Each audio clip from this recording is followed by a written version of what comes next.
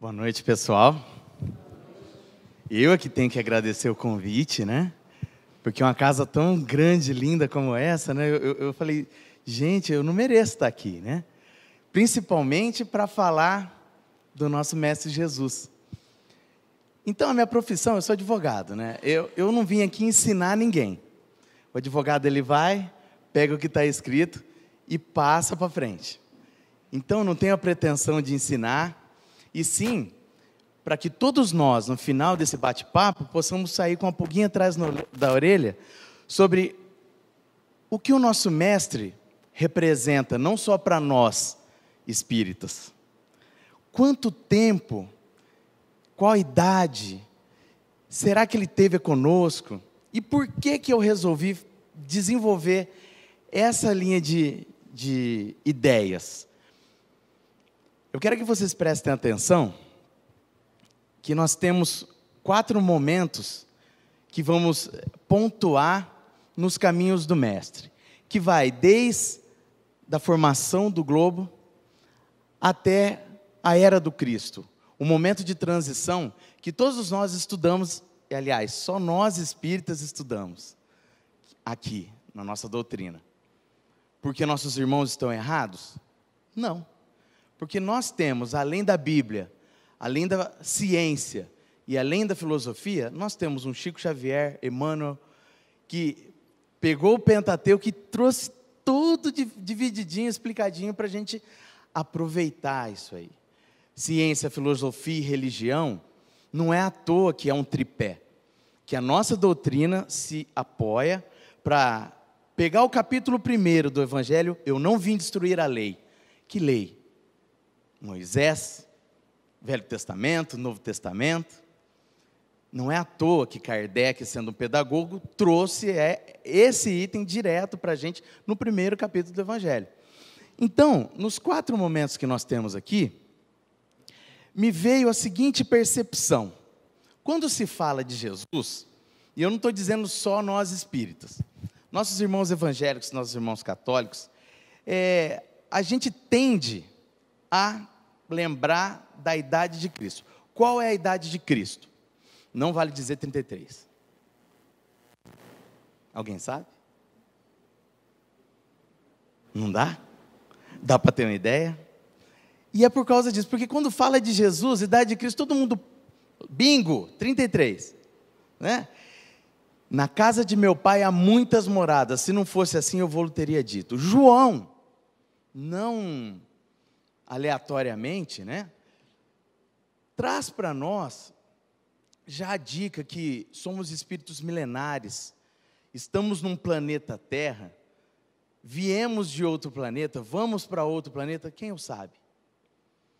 A verdade é uma só, o Mestre diz com todas as letras, vós sois deste mundo. Quando ele fala mundo, é esse aqui que a gente pisa. Eu não sou deste mundo. Aí eu pergunto para vocês, qual a idade de Cristo? Sem ser 33. Então, eu resolvi trazer um vídeo que vai resumir a palestra menos 20 minutos em 1. Fica bom assim, né? Vamos lá.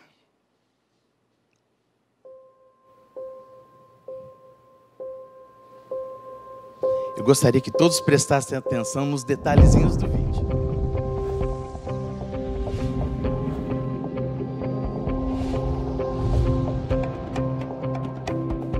A formação do globo, cientificamente provada.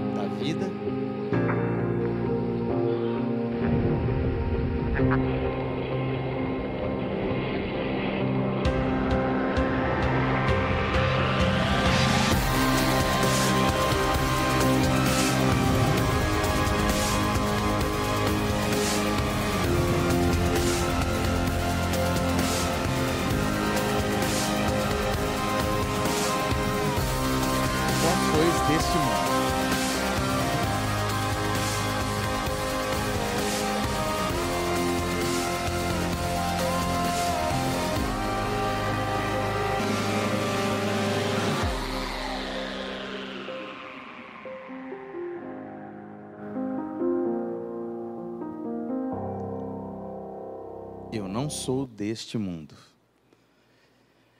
Jesus, o verbo divino, em João capítulo 1, versículo 1. Novamente João.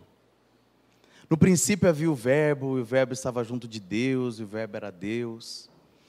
Eu achei essa passagem do Novo Testamento muito interessante, a primeira vez que eu conversei com um pastor evangélico, da Adventista, pastor Wallace. Porque eu perguntei para ele, pastor, quem fez o mundo? Jesus. Ele foi categórico. Mas não foi Deus? Não, foi Deus, mas para nós Jesus é Deus. É a divina trindade. Sério, pastor? Mas Jesus é Deus e o Deus? Não, Deus é Deus, mas para nós, Jesus é Deus. E isso está em João 1, ele adora tecer diálogos com irmãos evangélicos, porque eles dão show. E muitos de nós espíritas que não temos a habilidade de folhear os manuscritos. A Bíblia não contém erros. O erro vem de interpretação. Haroldo Dutra Dias foi fantástico, é fantástico, quando ele traduziu o Novo Testamento e começa a explicar para a gente que tem termos que hoje não se aplicam mais como deveria ser aplicado, e por aí vai. Mas e aí? Só a Bíblia? As eras da evolução é a gênese planetária. Vamos falar um pouquinho do nosso professor Emmanuel. Pegando o livro A Caminho da Luz, ele já vem dar a dica para a gente. O divino escultor, que é Jesus, operou a escultura geológica do orbe terreno, com seus exércitos de trabalhadores, organizou o cenário da vida, e por aí vai. Emmanuel é espírita, não é? O que ele está divergindo do pastor Wallace, de nossos irmãos evangélicos? Nada. Nada. Vamos aprofundar um pouquinho mais. Isso aqui eu acho que daqui umas 3 reencarnações eu consegui entender. Que é a gente falar de plasma divino, fluido cósmico universal, serviço em cocriação em plano maior, plano menor. A gente está, no movimento espírita, debruçando sobre o tripé, um dos pés, ciência. Eu não digo perdendo tempo, mas eu digo desgastando o nosso tempo com coisas tão complexas que, segundo o próprio Emmanuel, falar de supervisão do Cristo de Deus, que é o nosso mestre, organizou as sementes da vida. Isso o Emmanuel estava falando antes desse vídeo que nós acabamos de passar. Que a gente vai lá no tripézinho da filosofia e da religião, fazendo a costura. Será que é verdade aquilo que a gente está lendo? Porque hoje, meus irmãos, a gente tende a ver um livro psicografado e fala, olha, é psicografado, é bom. Nem sempre. É bom se não estiver em contradição com a ciência, com a filosofia, com a religião e com os ensinamentos do mestre. E por aí vai. Mas olha o que Emmanuel fala para a gente. Tudo isso se dá em comunhão indescritível. Então, se é indescritível, o que nós viemos trazer hoje aqui, para a pulguinha da nossa trás da orelha, é que vamos voltar o nosso espírito para o Evangelho. Ah, mas como assim? Você está falando de ciência, de mundos, de formação do orbe. Tem como pegar a Bíblia? Sim, e Kardec, melhor do que ninguém, fez isso. Pasme, esse ano, o congresso em Goiás é sobre esse livro, a Gênese. E eu trago aqui mais um pouquinho de ciência, um gráfico da IUGS, que é uma universidade dos Estados Unidos, que ele traz, assim, bem claro, 7 períodos geológicos, históricos, que dá para a gente ver na obra de Kardec muita correlação. Mas onde está a Bíblia? Vamos ver? Não rejeitemos, pois, a Gênese bíblica. Ao contrário, estudemo-la, como se estuda a história da infância dos povos. A história, as alegorias, sentido oculto, sempre sob a lente da razão e da ciência. Isso é Kardec. E ele fez isso. Quem não se lembra dessa passaginha aqui? Que Deus criou o mundo em 7 dias, na verdade em 6, e Ele precisou de sombra e água fresca e uma rede para descansar no 7º. Será que Deus, depois de criar um planeta, precisaria descansar? Será que a interpretação que se dá diz que Deus precisou descansar no 7º dia é como a gente tende a entender? Por quê, meus irmãos? Somos humanos, e a primeira coisa que o humano faz é tentar humanizar tudo para entender. Eu tenho que humanizar, por exemplo, um carro para falar que ele está velho. Por quê? Velho, e quando eu ficar velho eu não funciono direito. Só que tem muito velhinho aí que corre 40 quilômetros e eu não consigo correr 5. Por aí vai. Então a gente tende a humanizar Deus para tentar entender aquilo que nós ainda não somos capazes nem de chegar a uma fração do que é isso. Mas o que tem a ver ciência e Bíblia? Eu não vou falar um por um, porque senão a gente vai ficar aqui 1h30. Mas eu vou apontar, por exemplo, o primeiro dia. O Kardec explica isso aqui para a gente. Isso aqui está desse lado vai ser Gênesis, desse lado é Bíblia. Ele explica aqui que existiu um período, no primeiro dia, existe um período astronômico, aglomeração. Vocês viram o começo do vídeo? Explodindo a bola incandescente, aglomerando a matéria cósmica para formar a Terra. Não está na Bíblia? Foi Moisés que escreveu? Se não foi ele, é quem estava comprometido com ele? Não vou entrar nessa discussão. Segundo dia, firmamento, separação das águas.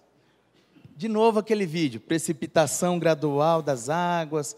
Aí vai lá no livro bíblico também. E disse Deus, haja uma expansão no meio das águas, haja separação. Vocês estão vendo? Segundo dia. E nisso a gente consegue encontrar no 7, no 6, na verdade. Ó, terceiro dia, terra, mares e plantas. No quarto dia, sol, lua, estrelas. Perca um tempinho, vai lá no livro do Kardec e dá uma olhada. Quinto dia, os peixes e os pássaros.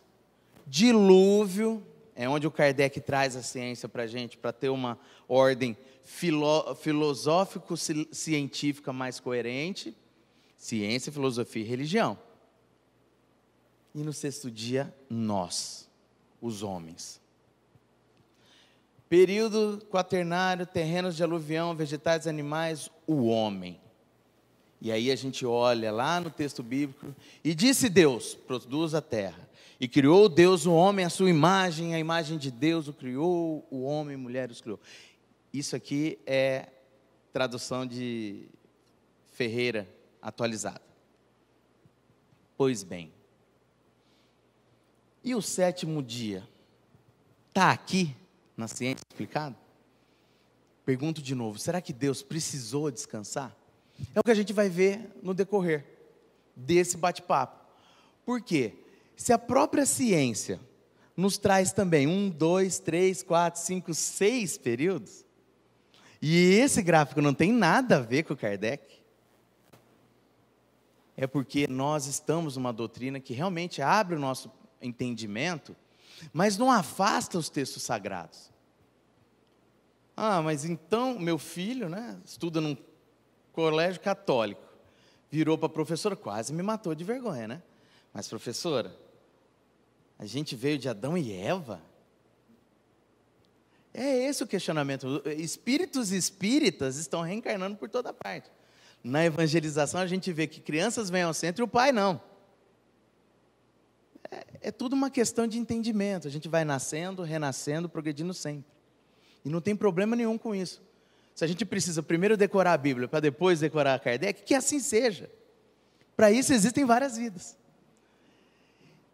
Então, o 7º dia, Deus descansou, a gente começa a olhar para a nossa religião e pensar que Deus é bom e justo. Porque pensar num Deus sentado num trono, com barba branca, punindo eternamente seus filhos, alguns deles, e glorificando eternamente outros deles, contradiz o conceito de justiça e bondade de Deus. Mas ele é traficante, ele coloca o cara dentro de um pneu e põe fogo. Mas ele nasceu na favela. Eu não estou fazendo apologia a direitos humanos, nada disso. Se a gente está num planeta de expiações e provas em que, infelizmente, a gente precisa de hospital e cadeia. Um dia não precisaríamos mais. Se Deus é justo e bom, já temos notícias, está na Bíblia também, aí eu indico um estudo que está no YouTube de 4 horas, do Honório Abreu, lá do pessoal do Haroldo, lá de Belo Horizonte, que ele vai mais a fundo. Mas Kardec já nos trouxe que, de acordo com os ensinos dos espíritos, foi uma dessas grandes imigrações, ou, se quiserem, uma dessas colônias de espíritos, vinda de outra esfera, que deu origem à raça simbolizada na pessoa de Adão. Então a gente começa a pensar que a Bíblia, Adão e Eva, tem o seu sentido, sim. E que Moisés se dirigia a um povo que precisava ser dito como foi. Ou nós hoje não conseguimos entender por que ele diz aquilo da forma que diz. Mas vocês imaginam assim, Moisés falando para todo mundo, recém-liberto do Egito, dizendo para todo mundo: olha, vocês vieram de outro planeta, ou vocês vão... Não ia dar certo. Só que os egípcios já tinham essa notícia. Nós vamos ver a seguir. Mais adiante, já na obra espírita, a gente pode citar um livro muito bom, Edgar Armond, Exilados de Capela, e o livro Caminho da Luz também.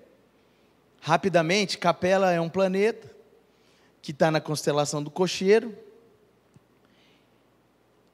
que esse gráfico aqui mostra bem melhor onde é que está a Capela, até aqui, né? Esse aqui é o destaque. E olha o que Emmanuel nos traz. Nos mapas zodiacais que os astrônomos estudam, existe um planeta que aqui nós chamamos ele de Cabra ou Capela. Lá em Capela talvez eles não chamam Capela, mas para nós, pelos estudos dos astrologistas, né, a gente denominou Cabra ou Capela. Milhões de espíritos rebeldes lá existiam, dificultando a consolidação das penosas conquistas daqueles povos cheios de piedade. Eu vou resumir. Mais ou menos assim. 4,5 bilhões de anos criou-se o orbe. Então vamos falar 2 a 3 bilhões de anos.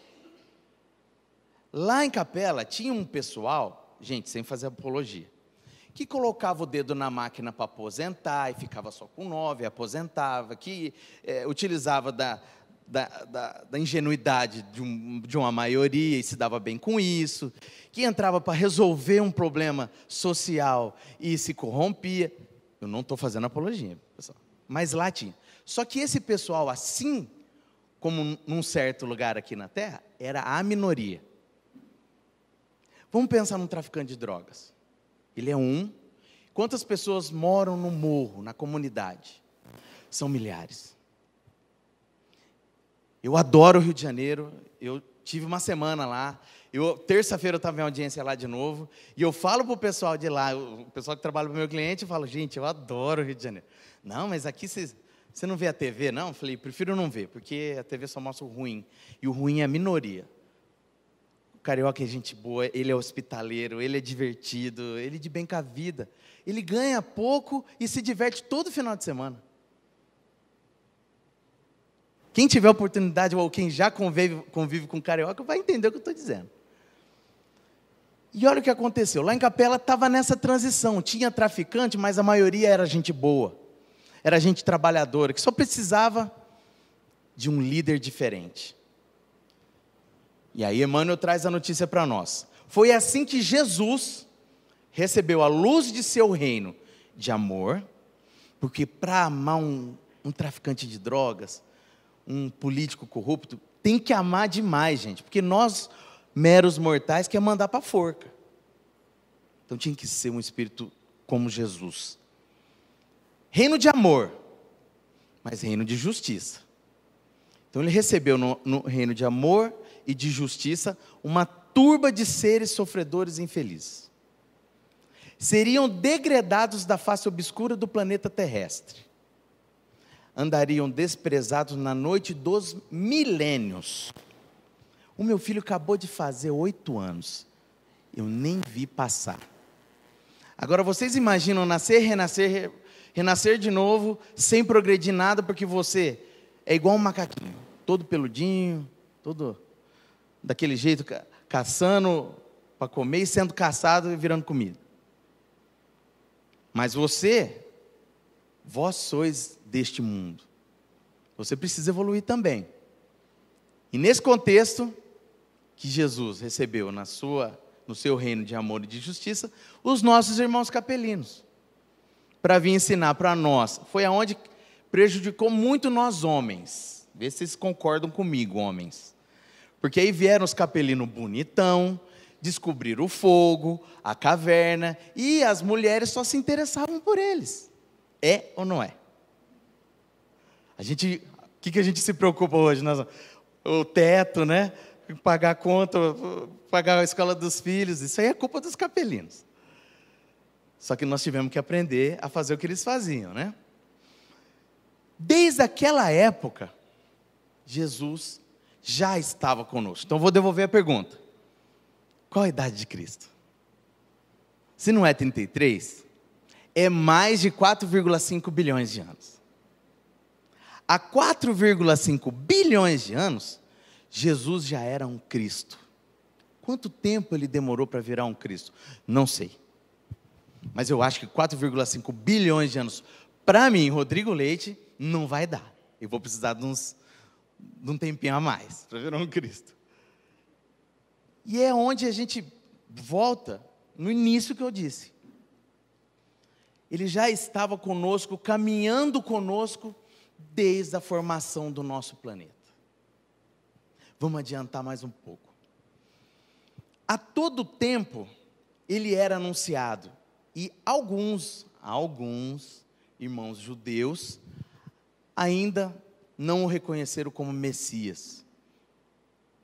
Eu trouxe a nação judaica, porque se Jesus é o nosso governador espiritual, se ele nasceu judeu, se ele está conosco desde a formação geológica do orbe, é claro que nos planos dele, e que não me cabe imaginar se ele... É muita pretensão achar que Deus errou ao falar para Jesus, Jesus, você e a turma de espíritos... Vocês imaginam o WhatsApp de Jesus? Como deve ser o grupo do WhatsApp de Jesus? Deve ser uma coisa de louco, né?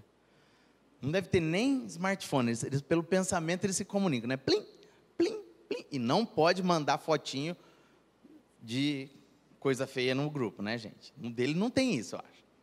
Se pegar o WhatsApp dos espíritas, para colocar aqui na tela, será que a gente está à vontade com isso? Vocês aí, vocês emprestariam o celular para a gente passar o WhatsApp, grupo? Não serve aquele grupo Amigos Espíritas, aquele da família, ou do trabalho, né? Todos contra o vizinho tal, porque aí a rua inteira tem um grupo, menos o coitado do vizinho. Eu já vi um assim. Então, se Jesus escolheu os judeus, Moisés, a raça hebraica, para estar entre eles, é porque estavam nos planos dele os caminhos de nossa evolução. Porque evoluir é uma lei de Deus que a gente não vai conseguir nunca retardar. A exemplo dos nossos irmãos capelinos. Lembra que Capela estava evoluindo e quem não marcou o passo lá, acordou peludinho. Acordou homem de Andertal. E aí lembrou que ontem eu tinha o WhatsApp, hoje eu tenho pedra, papel e não tenho tesoura, e não tenho papel também, eu tenho fibras, para me proteger do frio, da fome e por aí vai. Com os hebreus não foi diferente. E desde essa época, o Messias é anunciado. Mais uma vez eu fui num irmão evangélico, pastor Davi Pereira Tiburcio, da Assembleia de Deus. Vamos esquecer o patrono dela. Vamos pensar na filosofia deles. Ele tem um trabalho tão interessante que eu só peguei meia dúzia aqui, ou 8 ou 9, é 52 exemplos que ele dá. Que ele vem no teor da profecia, que Jesus seria descendente de mulher. Ele vai no trecho bíblico do Velho Testamento, em Gênesis 3,15, e aí ele vem aqui, Lucas, vocês estão vendo? Cartas de Paulo. Item a item, que ele calar-se-ia ao ser acusado. Essa aqui eu não imaginei que ia ter em todos os lugares. E está aqui também, nos Salmos, em Mateus, que oraria pelos seus inimigos. Já estava lá no Velho Testamento, e está no Novo também com Lucas. A todo momento o Messias vem sendo anunciado, e os caminhos dele é aquele de amor e de justiça. Mas eles inventaram a bomba atômica, porque era para ser uma fonte de energia limpa, era para fazer raio-x, não tem importância. Amor e justiça. As lições da Palestina foram desse modo, palavras de Emmanuel, precedidas de laboriosas e longas. Olha só, os Vedas, 5.000 anos contados de hoje. Se você pegar os livros indianos e comparar a filosofia, o amor, por exemplo, está lá. No voo do Rio para cá essa semana, eu sentei do lado de uma empresária de confecção. Ela me falou uma coisa muito interessante. Ela me disse que, infelizmente, ela precisou demitir 50 e poucos funcionários. Porque ela foi até a Índia e a camisa, a peça de roupa que custa, de custo para ela, R$27, lá ela paga $3. Vamos arredondar R$10. E que ela foi para lá e não se conforma das pessoas serem conformadas com a situação que estão. Então, ou seja, o homem que borda a roupinha que ela vende, roupa de criança, ele não pode ter outra profissão. Ele vai nascer e morrer bordador de roupa. O filho dele também. E ele não se revolta. Por quê? Porque meu reino não é deste mundo? Porque eu amo a Deus sobre todas as coisas? E Ele é bom e justo? Há 5.000 anos, isso seria uma forma de conforto, se nós também pensássemos assim? Estamos falando dos indianos. 5.000 anos eles já pensam assim. Bom, hoje eu nasci pária. Se eu me esforçar, Deus vai me dar uma categoria um pouquinho maior, até eu chegar um Charya, um xamã, que é a torre dele. Isso condiz com fraternidade, né? É outra história. Isso aí a gente vai ler lá no Caminho da Luz também, que é um processo. Mas a palestra de hoje é nos caminhos do Mestre. A todo instante, Ele não cansa de nos enviar a verdade. E a verdade é que liberta. Conhecereis a verdade vos libertará. Nas vésperas do degredo, recebendo os capelinos. Livro de Edgar Armand, excelente leitura, livro fininho, só que tem que ler com o Google aberto, porque aí você vai lá, pesquisa aquilo, é uma delícia. Como que os espíritas antigos estudavam o espiritismo? Eu acho mágico, porque devia ser muito mais difícil do que nós hoje, né? Que é só ir lá no YouTube, no Google e dar uma comparada no que está lá, Wikipedia, né? Índia, China, Tibete, Judéia, os ensinamentos do Cristo sempre estão nas mesmas, não se contradizem. Que basicamente, o amor. Cristo inconfundível, palavras de Emmanuel mais ou menos, porque o Leite não ia ter a menor chance de criar um título assim. Não penseis que vim destruir a lei, ou os profetas. Não vim destruir, mas cumprir. Haroldo conta uma história que no Holocausto, tinha uma placa assim no muro, proibido a entrada de judeus. E atrás dessa porta tinha Cristo crucificado. Então só pôde entrar um, né? Porque Cristo era judeu. É a contradição do nazismo, né? Contradição do nazismo. Quando a gente fala, mais uma vez lá dos israelenses, nossos irmãos, nós temos Cristo inconfundível, nas palavras de Emmanuel, no seguinte sentido. Cristo falou conosco por parábolas e advertências. E deixou nas parábolas verdades eternas. Amanhã nós temos um seminário de evangelização. Posso convidar o pessoal? Amanhã, 9 horas, aqui. Quem é pai aqui de crianças? E já é professor, os pais que estão aqui? Quem for pai, conviver com crianças, e quiser perder uma manhã de sábado, vem trocar ideia com a gente. Porque esse ano, o temário que a gente propõe lá, a gente incluiu umas 40 parábolas que eu confesso que eu nem sabia que existia. Espírita tem disso, né? Eu não preciso ver a Bíblia. Eu tenho Evangelho segundo o Espiritismo. Então, como nós já tínhamos desenvolvido os 26 capítulos de Evangelho segundo o Espiritismo, voltando nos temas que não eram do Evangelho, falando, onde é que cabe uma parábola aqui? Caibar Schutel, o livro dele de parábolas, e encaixamos lá.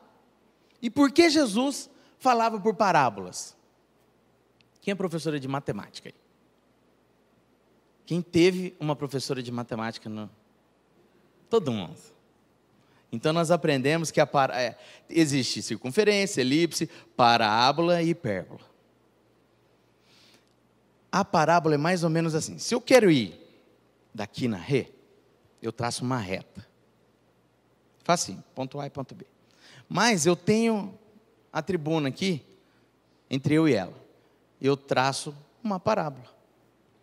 É para isso que os matemáticos utilizam as parábolas. Conforme o meu entendimento vai aumentando, a minha tecnologia vai se aprimorando, eu pego uma parábola, engordo uns 40 quilos, nasço na Coreia do Norte e invento um míssil intercontinental. O que é mais fácil? Pular um morro? Eu pular isso aqui? Ou eu acertar o Trump? Primeiro precisa ser louco, né? Para tentar acertar o Trump, que é mais louco ainda. Mas eu preciso ter entendimento, tecnologia, sabedoria. É por isso que Jesus nos ensinou por parábolas. Porque conforme o nosso entendimento vai aumentando, dá para entender que o pobre do camelo não pode passar ele atrás da agulha. Que camelo é um barbante grosso. Ou uma portinha estreita, onde o camelo não passava. E por aí vai na história. Então, até hoje, as parábolas do semeador, conforme a gente vai entendendo o que são cada terreno em que a semente caiu, mais vamos nos iluminando. E é por isso que o inconfundível Cristo nos ensinou por parábolas. Porque há 2000 anos atrás, a gente já não entendia, hoje a gente já não entende muito bem, imagina 2000 anos atrás. Em que não existia livro, e que a tradição era passada oralmente. O que é mais fácil você vir aqui falar? Uma história que eu li e entendi, ou um texto decorado de 2 páginas, vai? A história. É por isso que o inconfundível ensinava por parábolas. Só ele que nasceu num coxo, sendo o Senhor das estrelas, sendo o governador do orbe, sendo o arquiteto que fez o planeta que a gente está pisando hoje. Inconfundível Cristo nos dá uma lição até hoje. Eu não vou pagar imposto para político fazer corrupção. Mas ele já falou que a gente tem que dar a César o que é de César, a Deus o que é de Deus. Contrariando os judeus da época que tem arrepio a impostos. Todo mundo tem um pouquinho de judeu, né, gente? Todo mundo. Né? Quando a mulher adúltera foi pega de surpresa, em flagrante, ele não disse que ele estava certo. Ele não falou assim, você foi danadinha, né? Danadinha. Não. Mulher, cadê aqueles que estavam aqui te julgando? Porque eu disse, quem tiver sem pecado, atire a primeira pedra. Vá e não peques mais. Ele deu razão para ela. Ele falou, danadinha. Não. E para ela, com certeza, naquele influxo de amor, de justiça e sabedoria, aquilo mudou a vida dela também. Nós temos notícia disso. Inconfundível Cristo, porque Ele dá o exemplo que só através do trabalho você consegue realmente ser alguém. Quem não tem aquela pessoa que você olha assim, anda de carro importado, mora num condomínio, mas o pai deixou 238 imóveis alugados para ele. E ele nunca precisou trabalhar. E geralmente ele tem depressão. Gasta mais com psiquiatra do que com cesta básica. Por quê? Porque Jesus já nos disse, com um exemplo de carpinteiro. Vocês imaginam o que devia ser sentar num banquinho feito por Jesus? Devia ser de madeira e você sentar achando que está na pluma espacial de NASA, né? Porque o mestre fez, ainda bem que sumiu, né? Senão ia ser relíquia, né? Os povos iam estar se matando, né? O trabalho, né? A verdadeira aristocracia. Outra coisa interessante no passado são esses 4 exemplos. Eu não estou falando mal desses profetas, por quê? Porque eles foram importantíssimos para a nossa história enquanto cristãos, para a nossa história enquanto religiosos. Mas, se pegar Abraão, ele não, achando que não podia ter filho com a Sara, a mulher dele, ele foi lá e fez o sacrifício de deitar com Agar. Nós, homens, a gente não pode esperar essa compreensão hoje, né, gente? Moisés. Esse aqui é bem interessante a gente questionar. Ciência, filosofia e religião, pessoal. O que Moisés era antes de ser o missionário hebreu? Ele era príncipe do Egito. Ele cresceu assim, se o faraó morresse, ele era o faraó, simples assim.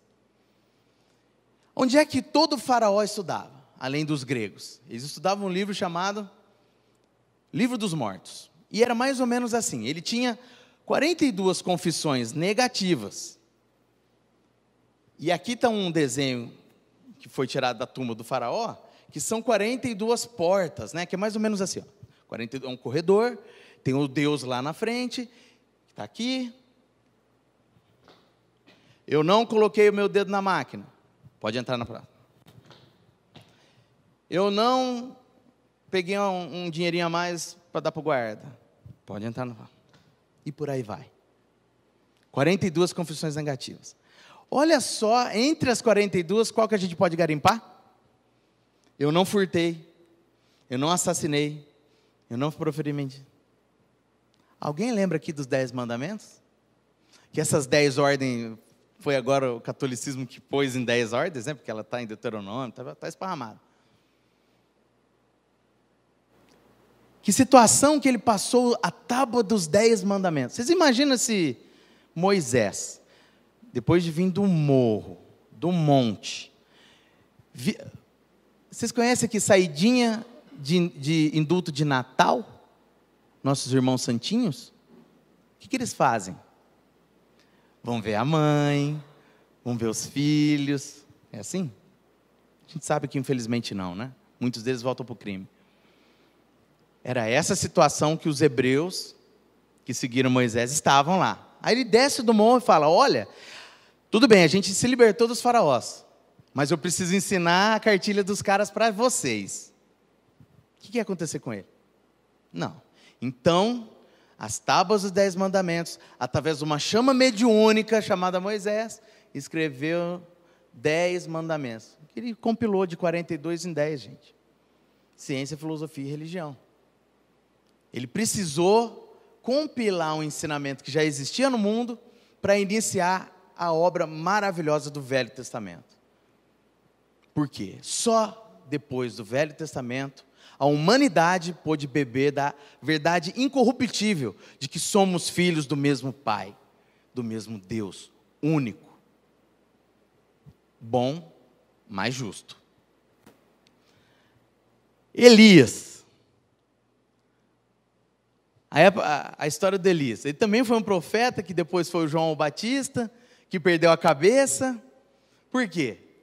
Nós hoje, espíritos, sabemos que, apesar de estar lá, que não é possível ver o reino de Deus se não nascer de novo, que Elias já veio e não reconheceram, está no Novo Testamento, os dogmas afastados por os demais cristãos, né, sobre a reencarnação. Por quê? Porque se a pessoa descobrir que ela tem várias vidas, na vida que vem eu vou ser honesto, na vida que vem eu vou dar o dízimo, na vida que vem, que é o problema do espírita hoje, né? A vida que vem eu vou estudar todos os livros do André Luiz. Essa eu vou continuar aqui, Sovina, tudo, etc, né? Elias decepou 400 cabeças, nesse dia que tem uma história grande, nós estamos com o tempo curto, mas inconfundível Cristo. todos os grandes profetas do passado foram o quê? Humanos. Humanos. Desde Abraão. Vingança. Vamos cortar o mal pela raiz. Só o Cristo veio ensinar a lei do amor. E é por isso que ele é inconfundível. E na sua era? Vai chegar a era, né? Não, gente. Ele viria, segundo os profetas do passado, que quando ele viesse, instauraria uma nova era. Nós já perdemos 2000 anos? Pior, 2018 anos. O caminho é verdade e vida, as muitas moradas na casa de meu pai. Nós temos, no texto bíblico, e pego também a obra do Humberto de Campos, irmão X, Brasil, coração do mundo, pátria do evangelho. Há 2000 anos, no meio do caminho, mais ou menos 1500 depois de Cristo, Jesus transplantou da Palestina para a região do Cruzeiro, transplantou da Palestina para a região do Cruzeiro, a árvore magnânima do seu evangelho, a fim de que seus ensinamentos florescessem de novo. 500 anos atrás, ele precisou transplantar da Palestina para o nosso solo, para florescer de novo. E a gente fica brigando no YouTube, no Facebook, no Zap Zap, sobre os políticos que estão lá hoje. Há 500 anos, Jesus teve um enorme trabalho para mandar os portugueses, que a gente chama eles de burro hoje. Tem descendente de português aqui? Ele fala, português é tudo burro, porque que eles queriam ir para a Índia e erraram, vieram dar no Brasil. O Brasil nunca vai dar certo, nós somos colônia de exploração e não de habitação. Vocês já ouviram isso que eu estou falando? O Brasil não vai dar certo. Leiam esse livro. Assista o seminário do Haroldo, Brasil, Criação do Mundo, Pátria do Evangelho. Mas olha o que o próprio mestre nos diz, segundo o irmão X. O Humberto de Campos foi só na biblioteca do Emmanuel para escrever, está lá no prefácio. Jesus diz: no seu solo dadivoso e fertilíssimo, todos os povos da terra aprenderão a lei da fraternidade universal. Quem está com medo da terceira guerra mundial? Levanta o braço. Quem está com medo de bomba atômica? Levanta o braço. Eu realmente estou. Primeiro porque elas existem, primeiro porque o que a ONU tem de notícia daria para destruir a Terra inteira 80 vezes. Imagina aquelas que o Trump não falou que tem. Então todas as bombinhas atômicas estão catalogadas lá na ONU. Entra no Wikipedia que vocês vão ver. E dá para destruir a Terra 80 vezes. Vocês imaginam as do Kim Jong-il, que ele não falou quantas tem. Mas vai cair no Brasil? Eu acredito que não. Porque para onde esses malucos vão fugir? Para onde já vieram em 1945, 35? E foi muito bom para o país. Porque nossos descendentes, acho que todo mundo aqui é descendente de italiano, de português, de espanhol. Sem eles, nós não seríamos o Brasil que nós somos hoje. A gente ainda tem a grande notícia trazida por Emmanuel no livro Caminho da Luz, que há no mundo, isso em 38, pessoal. Vocês sabem quando que foi o primeiro teste da bomba atômica? Na década de 30. Então, em 38 vem Emmanuel e fala: há no mundo um movimento inédito de armamentos e munições. Jesus é o seu único diretor. Agora que o mundo se entrega a todas as expectativas angustiosas, os espaços mais próximos da Terra se movimentam a favor do restabelecimento da verdade e da paz. Vocês estão com medo dos extraterrestres invadir a gente? O Emmanuel já está falando isso desde 38. A caminho de uma nova era, que se instaurou há 2000 anos atrás. Que resultará desse conclave dos anjos do infinito?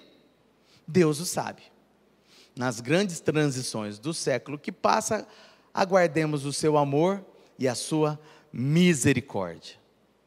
Dó, que Deus tenha piedade de nós. Isso em 38. E aí, eu vou pedir licença para trazer um trechinho do Pinga Fogo. Tem tempo ainda, né? Tem um tempinho. Em 71.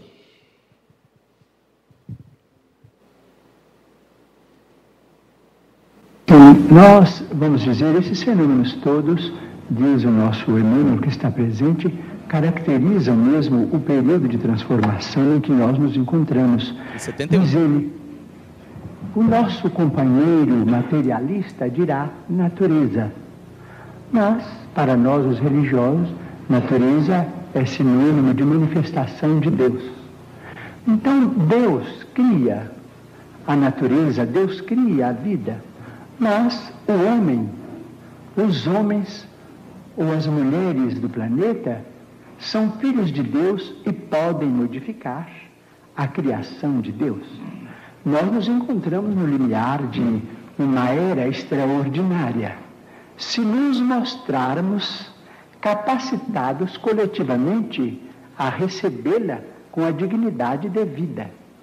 Se os países mais cultos do globo puderem suportar a pressão de seus próprios problemas sem entrarem em choques destrutivos, como, por exemplo, guerras de extermínio que deixarão consequências imprevisíveis para nós todos no planeta, então veremos uma era extraordinariamente maravilhosa. A própria automação, diz ele, nos está dizendo que nós vamos ser aliviados ou quase que aposentados do trabalho mais rude no trato com o planeta para a educação da nossa vida mental, através de informações do universo com proveito enorme, proveito incalculável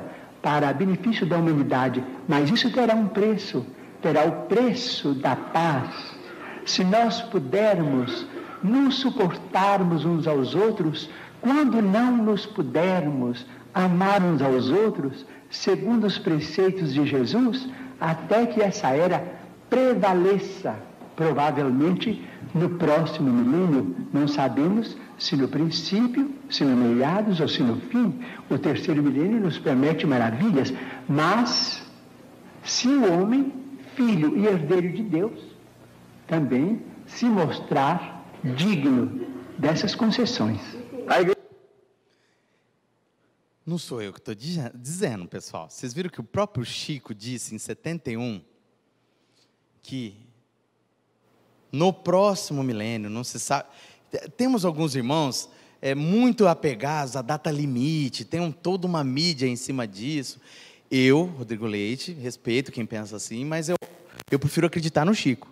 Porque ele falou com todas as letras. Não se sabe se no começo, no meio, do fim, de milênios. Então, data limite é um pouco arriscado a gente tentar. Mas ele deu a dica.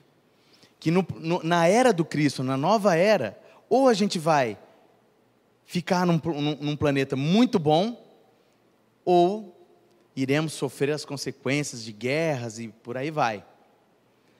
Então, meus irmãos, após 4,5 bilhões de anos, o que acontecerá? Até onde vai a nossa percepção quanto ao trabalho de Jesus, desde aquela época, e não apenas 33 anos da vida dele? Será que no 7º dia Deus descansou de nós? Ou nós vamos ser compelidos a descansar de Deus?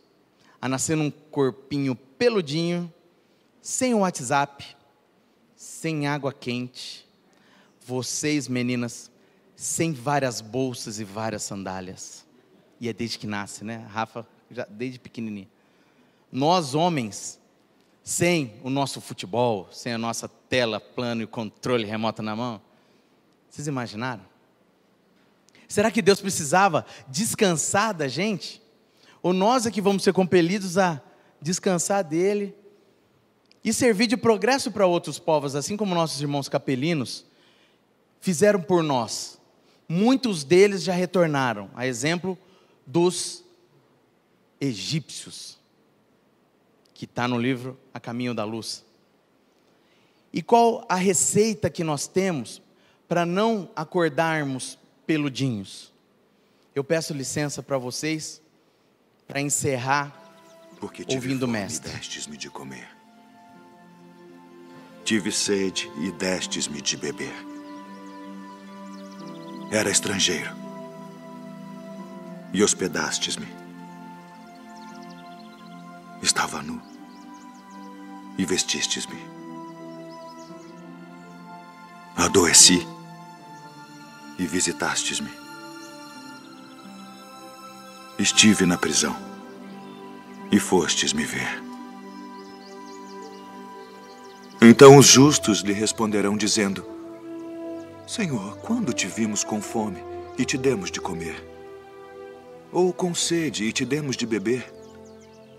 E quando te vimos estrangeiro e te hospedamos, ou nu e te vestimos?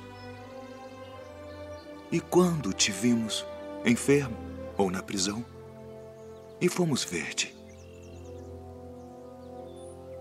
E respondendo o rei, lhes dirá: Em verdade vos digo, que quando o fizestes a um destes meus pequeninos irmãos,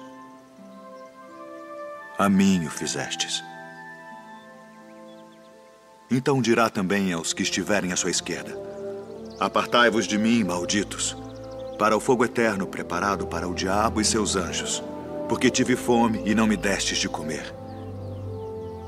Tive sede e não me destes de beber. Sendo estrangeiro, não me recolhestes. Estando nu, não me vestistes, e enfermo, e na prisão, não me visitastes. Então eles também lhe responderão, dizendo: Senhor, quando te vimos com fome, ou com sede, ou estrangeiro, ou nu, ou enfermo, ou na prisão, e não te servimos? Então lhes responderá, dizendo: Em verdade vos digo que quando a um destes pequeninos o não fizestes, não o fizestes a mim. E irão estes para o tormento eterno, mas os justos para a vida eterna.